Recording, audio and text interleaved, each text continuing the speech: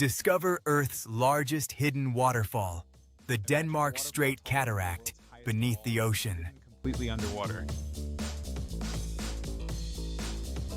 Beneath the Denmark Strait between Greenland and Iceland lies the largest waterfall on Earth.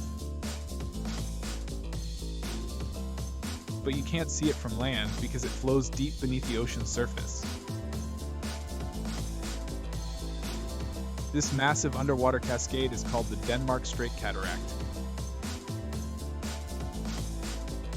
Instead of water falling over rock, this waterfall forms when extremely cold, dense Arctic water sinks beneath warmer Atlantic water.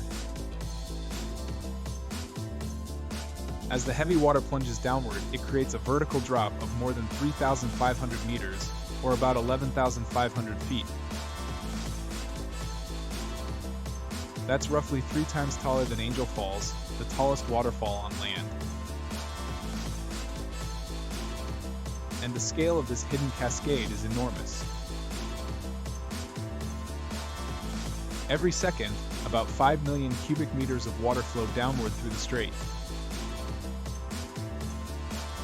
That's roughly the same power as 2,000 Niagara Falls flowing at once.